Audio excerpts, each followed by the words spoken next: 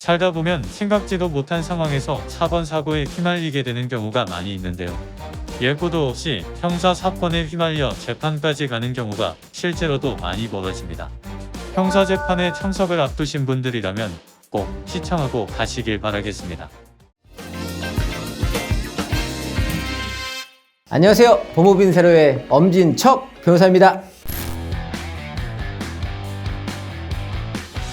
예를 들면은 어떤 사람이 절도를 했어요. 피해자가 이게 물건이 없어졌네요. 경찰에 고소를 하거나 신고를 하겠죠. 이제 이 사람이 어떤 사람인지 특정을 해야 되겠죠. 만약에 이 사람이 아는 사람이라면은 특정이 쉽겠지만 모르는 사람이라면은 동선을 또 파악을 하고 자동차가 있거나 뭐 그러면은 자동차 넘버를 보고 이 사람을 특정할 수가 있겠죠. 그래서 맨 처음에는 피해자가 고소를 하게 되면은 내가 못을 잃어버렸고 이 사람이 왔다 가니까 그 사이에 뭐가 없어졌다 이렇게 해서 고소인 조사를 먼저 합니다. 그래서 진술 조서를 받습니다. 그 다음에 가해자를 특정을 해야 되는 특정할 단서가 있다면은 특정을 해서 이제 연락처를 이제 뭐 알아내겠죠. 연락처를 알아내서 전화를 해서 오라고 합니다. 경찰서로. 그러면은 이제 조사를 하게 됩니다. 그런 걸 갖다 조서를 또 쓰는데 그걸 피의자 신문 조서라고 하는데 피의자 신문 과정이 필요합니다. 이때 만약에 조사를 해서 이 사람이 절도한 게 굉장히 크고 뭐 중하고 조사 안 받고 막 도망갈 것 같아요. 그러면 어떻게 하겠습니까? 검찰은 영장 또 청구를 합니다. 이제 법원에서 영장 실질 심사를 해서 구속 여부를 또 가립니다. 그래서 구속이 되면은 구치소 들어가고 구속할 사안은 아니다. 그래서 영장 청구를 기각시켜버리면은 이제 불구속으로 이제 계속적으로 이제 조사가 진행이 되겠죠. 이제 경찰에서 보통 한 번 정도 하지만은 뭐 조사할 게 더 있으면은 2차 조사가 또 들어갈 수도 있습니다. 근데 이와 관련해서 여러 가지 여죄가 또 있으면은 그것도 조사를 해야 되기 때문에 경찰에서 포렌식도 할 수 있는 것이고 포렌식 절차를 거쳐서 뭐 이 절도 말고 다른 것도 있나 없나 해서 살펴볼 수도 있기 때문에 포렌식이라고 하는 것은 이 핸드폰 있잖아요. 핸드폰이나 컴퓨터 같은 경우에 거기 안에 있는 정보를 갖다가 다 뽑아내는 것을 포렌식이라고 하는 거죠. 그다음에 이게 만약에 절도가 아니라 뭐 살인 사건이 되면은 뭐 부검도 해야 되고 왜 죽었나 사인을 밝혀야 되기 때문에 국가수에서 또 의뢰를 해서 국가수에 또 결과를 또 받아야 되고 뭐 그런 과정이 수사 단계에서 계속 진행이 되는 겁니다. 그래서 지금 살인은 절도였지만은 이게 만약에 절도가 인정이 된다 그러면 검찰에 송치를 합니다. 근데 우리가 특정을 하게 됐는데 그 사람이 가져간 게 아니고 뭐 또 다른 사람이 있었다 그러면은 이제 이 사람은 혐의가 없으니까 불송치를 합니다. 불송치하면은 사건이 끝나게 되는 겁니다. 이제 만약에 송치가 되면 검찰에서 살펴보고 이거 사람이 진짜 죄를 저질렀다라고 인정하면은 법원에 기소를 하고 이제 이때부터는 재판이 이제 시작이 돼서 그리고 그 증거를 갖다가 보면서 판사가 이거 유죄로 인정이 된다 벌금이든 징역이건 이렇게 선고를 하게 됩니다. 요약을 하자면은 맨 처음에 경찰 단계 그 다음에 검찰 단계 법원 1, 2, 3심 이렇게 나눠지게 됩니다. 여기 판사가 정중앙에 이제 법대에 있고 판사 왼쪽에 기소된 사람 피고인이 있고 그 다음 변호인이 같이 함께 이렇게 있습니다. 그리고 여기는 검사석입니다. 법원 사무관석이 여기 판사 바로 밑에 이렇게 있습니다. 실무관도 있고 맨 처음에 사건 번호 뭐 2023 보단 001 사건 시작하겠습니다. 피고인 홍길동 이렇게 하면 이렇게 나옵니다. 나오면 그 변호인 누구 참석하셨습니까? 그럼 제가 간다면은 뭐 법무부인 세로 엄진 변호사입니다. 이러면은 네, 변호인 앉으시고 피고인 잠깐 서주시죠. 이렇게 합니다. 서서 이제 재판장님이 이제 물어봅니다. 뭐 이름이 뭐예요? 생년월일은요? 사는 곳은 어떻게 되죠? 정말 피고인이 맞는지 한번 물어보는 거고요. 그럼 이제 맞으면은 이제 앉으십시오. 이렇게만 다 같이 앉아서 옆에 검사님 공소유질이 무엇입니까? 전 뭐 20 몇 년에 뭐 어디 집에서 몇 시경 핸드폰 하나하고 뭐 이게 훔쳤다. 그러면은 공소 사실이거든요. 변호인한테 이 공소 사실에 대해서 어떻게 생각하십니까? 그러면 변호인은 이제 미리 다 인정을 할지 인정하지 말지 억울한지 안 한지 피고인하고 면담을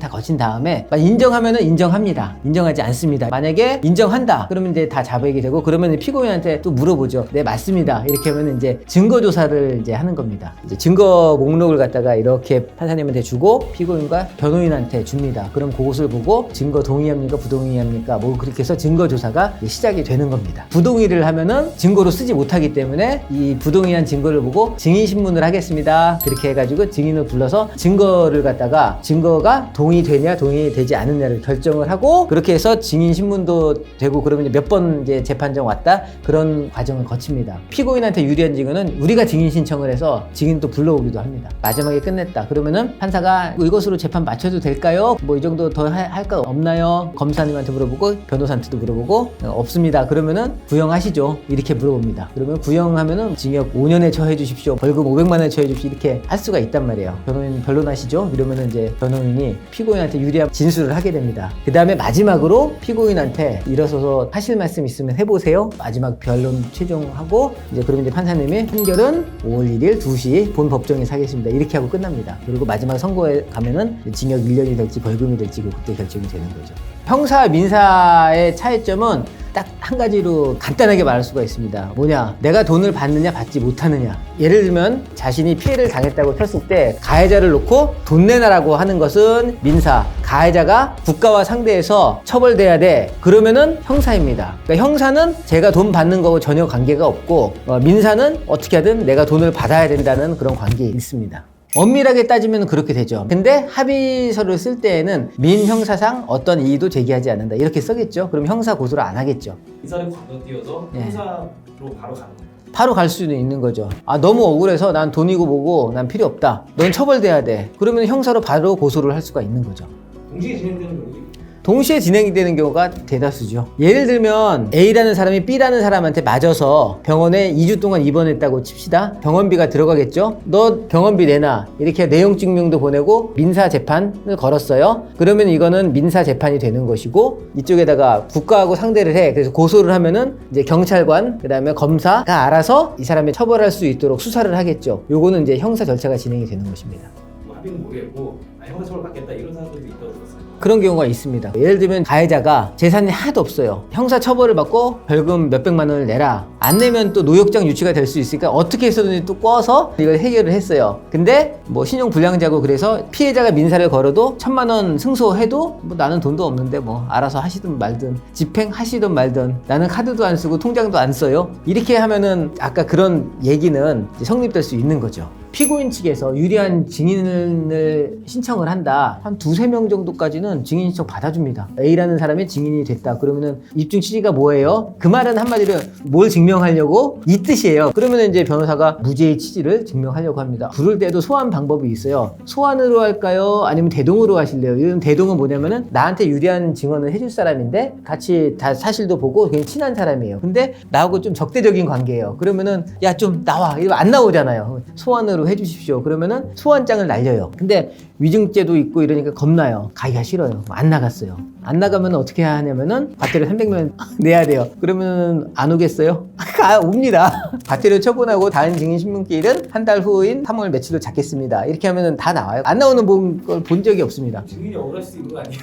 근데 증인은 이제 형사 사법을 위해서 그 정도는 이제 좀 조력을 해달라 이런 취지죠. 그래서 형사 증인 또 보호도 많이 해주고 다음날 오면 과태료 취소 이렇게 합니다. 만약에 그때 정말로 꼭 갈 건데 진짜 약속이 잡혔어요. 그러면은 불출석 사유서 하고 제가 이날 뭐 해외 출장을 가야 되니 이날이 아니라 5월 20일로 해주십시오. 이렇게 하면은 재판부 오케이. 그거 당연히 해주지 그거 안 해줍니까? 이렇게 해서 증인 신문 절차를 진행하는 거죠. 민사소송은 좀 다르죠. 민사소송은 당사자가 안 나와야 돼요. 그래서 민사소송은 대리인이라고 하잖아요. 민사소송 같은 경우에는 똑같아요. 사건 번호 2023 가단 001 이렇게 하면은 원고 김땡땡 변호사입니다. 그리고 이제 판사님이 쭉 설명해주고 이거 다음 진행 어떻게 할까요? 이렇게 물어봅니다. 이거 증거 내겠습니다. 뭐 감정 신청 하겠습니다. 사실조회 해야 됩니다. 얘기를 하는 겁니다. 그러니까는 민사소송은 증거를 맨 처음에 다 낼 수도 있지만 없는 경우가 되게 많아요. 금융거래라든지 관공서에서 뭘 이렇게 봐야 된다던가 뭐 사적 기업에서 또 뭘 봐야 된다던가 아무리 변호사라고 그거 좀 보여주세요. 그러면은 보여줍니까? 안 보여주죠. 근데 법원에서 재판장이 명령으로 이런 자료 좀 주시죠. 이러면은 웬만하면 줍니다. 증거가 여기 있으니까 그 증거를 보고 또 구성할 수 있고 방어할 수 있고 뭐 그렇게 하는 거죠.